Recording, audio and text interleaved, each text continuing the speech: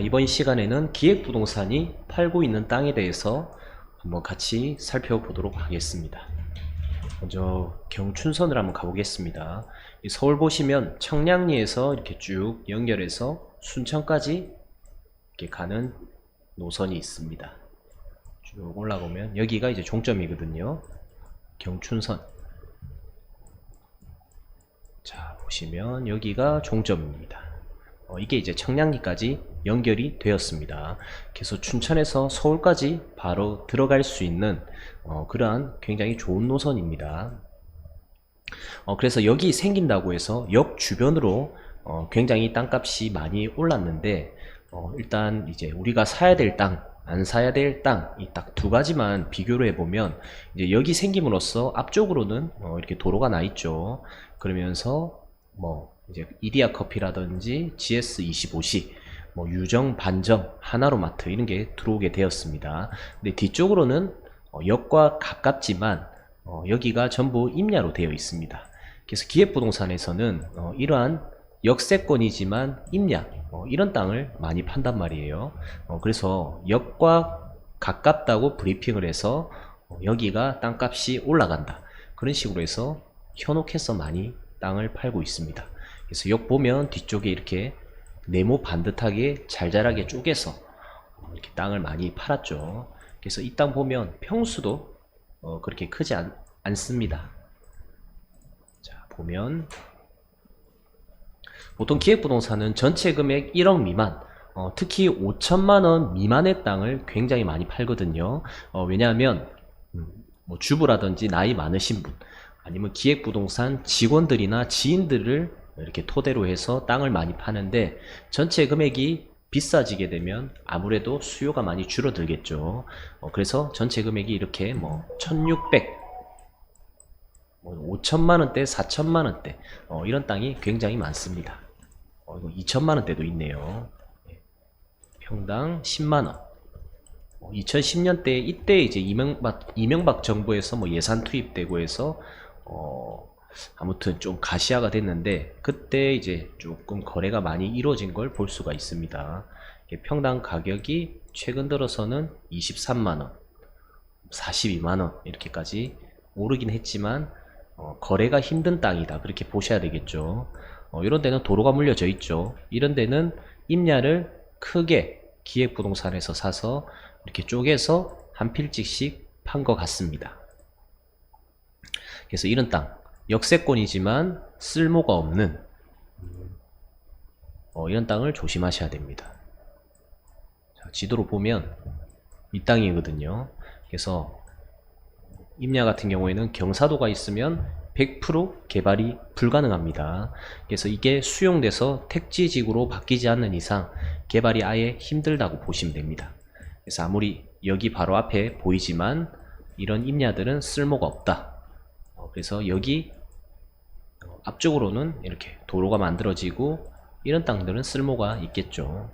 도로 접해 있는 땅들은 이렇게 건물을 지을 수가 있는 땅이 되기 때문에 그 다음 매수인이 붙을 수밖에 없습니다. 그런데 이런 임야들은 반드시 조심해야 됩니다. 김유정역 뿐만 아니라 똑같습니다. 한역 뒤쪽으로 한번 가볼까요? 자, 이런 데 보면 여기가 김유정역이고 경춘선 쭉 가시면 자, 강촌역 있죠. 여기도 바로 앞에 계획관리 지역이나 이렇게 보전산지 이런 땅들은 굉장히 잘잘하게 쪼개서 엄청 이렇게 땅을 많이 판 모습들이 보입니다. 이 땅도 로드뷰로 보시면 여기 중턱의 임야라 보시면 돼요. 그래서 이런 땅은 도로에 접해 있어서 개발이 되지만 여기 위쪽에 경사도가 높은 뒤쪽의 임야들은 전혀 쓸모가 없습니다. 역은 바로 앞에 있지만 쓸모가 없는 땅이다. 그래서 이런 땅을 굉장히 조심하셔야 돼요. 그리고 역세권 하나 더 볼게요. 우리 이제 저희 사무실 근처인데 여기도 이제 고촌역이라고 4호선이 생겼습니다. 여기가 부산이거든요. 그래서 위치가 나쁘진 않아요. 여기 제2센텀 들어오고 이렇게 안평역까지 철도가 연결이 되었습니다.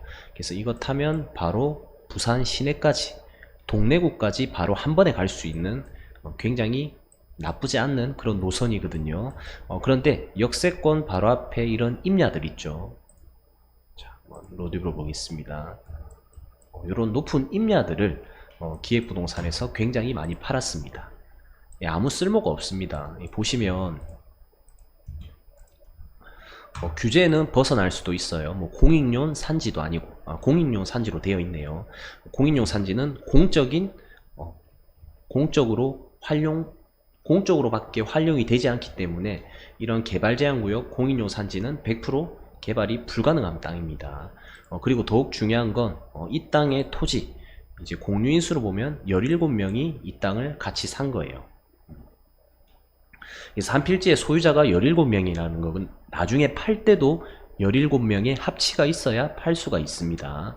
근데 우리 친한 친구들 4명 모여서 술 마시는 것도 약속 잡기 굉장히 힘들죠. 근데 여기는 모르는 사람 17명이 만나는 것도 거의 희박합니다. 다 모르는 사람이고 등기부상의 주소만 알고 연락처도 하나도 모르고 굉장히 위험한 땅이라 보시면 돼요. 물론 이제 지분으로도 팔 수가 있거든요. 그런데 우리가 지분으로는 거래가 거의 희박하다 보시면 돼요. 우리 아파트도 101호가 있는데 화장실만 팔겠다, 그게 힘들죠. 땅도 마찬가지입니다. 그래서 옆에 땅 이런 데는 다 기획부동산에서 큰 땅을 싸게 매입해서 이렇게 매입해서 분할해서 이렇게 또 한번 팔아 넘긴 것 같습니다. 보니까 전부 다 공유인 수가 14명 이렇게 되네요. 큰 땅에 한 명이 사면 부담이 되기 때문에 지분으로 해서 14명을 밀어 넣은 것 같습니다. 전부 8명, 14명, 12명 이렇게 공유인 수로 되어 있네요. 여기는 14명이네요. 그래서 이런 거는 나중에 살 때야 역세권이라고 해서 샀지만 개발이 불가능하고 팔 때도 절대 팔리지 않는 땅이다. 이런 땅은 굉장히 위험합니다. 그래서 기획부동산에서 이러한 역세권에 좋아질 거라는 말만 듣고 사시면 무조건 절대 팔리지 않는 땅이 될 수도 있습니다. 자, 새만금도 한번 가볼게요. 새만금도 보면 우리 개발지 바로 앞에 관광 레저 용지가 분포되어 있는 개발지 앞에 국제행사가 열린다고 해서 여기 앞에도 이렇게 잘잘하게 많이 쪼개서 팔았습니다. 도로가 없는 땅은 개발이 안 되죠. 그렇기 때문에 맹지나 마찬가지입니다. 그런데 입지가 좋고 전체 금액이 저렴하기 때문에 우리 투자자들은, 잘 모르시는 분들은 이렇게 덥석 산단 말이에요. 그래서 부동산이 공부가 필수입니다. 그래서 조금 더 올라가 보면 이런 데 보면 개발지 가깝다고 브리핑해서 굉장히 잘잘하게 다 팔았죠. 이런 땅들 굉장히 위험합니다. 도로가 없으니까 아무것도 못합니다. 로드뷰로 한번 볼까요? 여기 위에 임야거든요. 자, 위치는 되게 좋아요. 개발지가 훤히 보입니다. 훤히 보이면 이제 전망이나 그런 건 좋겠지만, 전망도 보려면 내 땅에 건물이 지어져야 뭔가 전망을 보고 할 건데 이런 임야에는 건물이 안 지어지죠. 산 위에서 전망을 봐봤자 크게 의미가 없잖아요. 그래서 이런 거는 굉장히 조심해야 되는 땅입니다.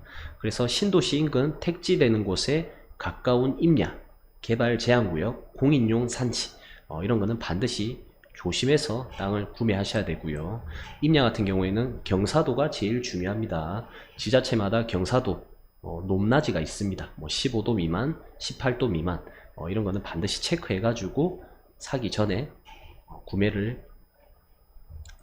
경사도를 체크하고 구매를 하셔야 되고, 제일 중요한 건 도로 조건입니다. 아무리 입지가 좋다 해도 내 땅에 도로가 접해 있지 않으면은 크게 땅값이 오르기가 굉장히 힘듭니다.